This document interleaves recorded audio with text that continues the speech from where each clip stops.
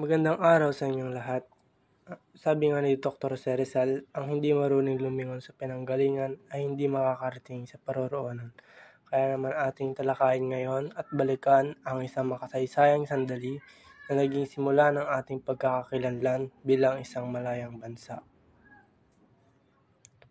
Ang ating tatalakayin ngayon ay ang Act of Declaration of the Philippine Independence na isinulat ni Ambrosio Rianzares Bautista na isang mamamayang naglakas loob na ipahayag sa buong mundo na ang Pilipinas ay may karapatang maging malaya. Idineklara ito noong Hunyo 12, 1898 sa Kawit, Cavite, habang iwinawagayway ang bagong watawat ng Pilipinas at inaawit ang Marcha Nacional Filipina na ngayon ay ating pambansang awitin. Sa ating ulat ngayon ay ating kikilalanin hindi lamang ang dokumento, kundi pati ang may akda nitong si Bautista Rianzares, isang abogado, makabayan at tahimik ngunit matapang na mandirigma ng tinta at salita. Background of the author.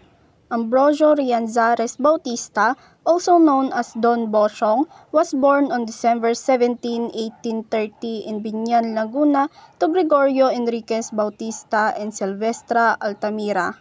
He studied law at the University of Santo Tomas and earned his degree in 1865 at 35 years old. So sino nga ba si Ambrosio Rianzares Bautista? Si Ambrosio Rianzares Bautista o kilala bilang si Don Bosyong ay isang abogado. Siya rin ang may akda ng Declaration of the Philippine Independence na nagsilbi rin bilang Revolutionary Congress President at kalaunan naging judge. He solicited funds to finance the campaign for reforms in the Philippines and became a member of the La Liga Filipina, Cuerpo de Compromisarios, and La Propaganda. He was arrested and imprisoned at Fort Santiago by the Spaniards as he was suspected of being involved in the Philippines Revolution, but managed to defend himself and was eventually released. This is about a person who helped raise money for the change in the Philippines. He joined groups that wanted reforms but was caught by the Spaniards. He was jailed in Fort Santiago but defended himself and was later freed. The picture shows the Aguinaldo Shrine wherein the Philippines declared independence. He became the first advisor of President Emilio Aguinaldo in 1898, who waved the Philippine flag before the jubilant crowd during the proclamation of Philippine independence in Kawit, Cavite on July 14, 1899. He was elected as a president of the Philippines in the Revolutionary Congress in Tarlac and was later appointed judge of the Court of First Instance of Pangasinan. Died on December 4, 1903, 72 years old from the fatal fall from a horse-drawn carriage. Sino si Apolinario Mabini? Siya ay naging unang tagapayo ni Pangulong Emilio Aguinaldo noong 1898. Contrary sa popular belief, mabini ng mga waving ng Philippine flag sa Kawit, Cavite noong ipinapahayag ang kalayaan sa Pilipinas. Naging pangulo rin siya ng Revolutionary Congress at naging hukom. Namatay siya noong 1903 dahil sa aksidente. Ano nga ba ang sinasabi sa historical background? Ito ay nagbibigay ng maikling kasaysayan ng kung paano nahuli at nakalaya si Aguinaldo sa Fort Santiago dahil sa hinalang pakikilahok sa Philippine Revolution. Historical background of the document. April 1898, the Spanish-American War broke out as a result of U.S. intervention in the Cuban War of Independence. The U.S. attacked Spain's Pacific position, which led to its involvement in the Philippine Revolution. In April 1898, the Spanish-American War began mainly due to the U.S. intervention in Cuba's fight for independence from Spain. The U.S. supported Cuba because of the economic interest, sympathy for Cuban rebels, and outrage over Spain's. Commodore George Dewey sailed from Hong Kong to Manila Bay aboard the USS Olympia and led the Asiatic Squadron of the U.S. Navy. After war was declared in April 1898, Dewey received orders to attack the Spanish fleet in the Philippines, a Spanish colony at the time. At the moment, Dewey and his fleet, the Asiatic Squadron of the U.S. Navy, were stationed in Hong Kong. In May 1898, the Battle of Manila Bay ensued. Emilio Aguinaldo decided to return to the Philippines from Hong Kong, bringing with him the first Philippine flag sewn by Marcel Agoncillo, Lorenza Agoncillo, and Delfina Herbosa.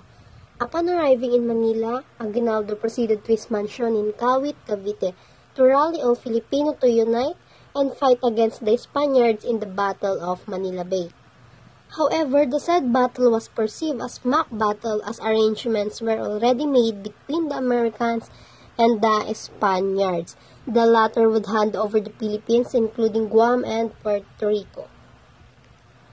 Noong May 1898, nagdesisyong bumalik sa Pilipinas si Emilio Aguinaldo galing Hong Kong at kasama niyang dinala ang unang watawat ng Pilipinas na tinahin ni Marcela Agoncillo, Lorenza Agoncillo at Delfina Herbosa.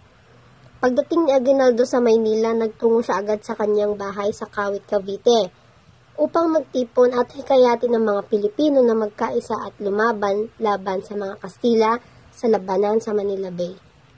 Ngunit ang sabi nila is ang labanan na ito ay tinuring na isang mock battle o palabas na laban. Ito ay dahil may kasunduan na ang mga Amerikano at mga Kastila.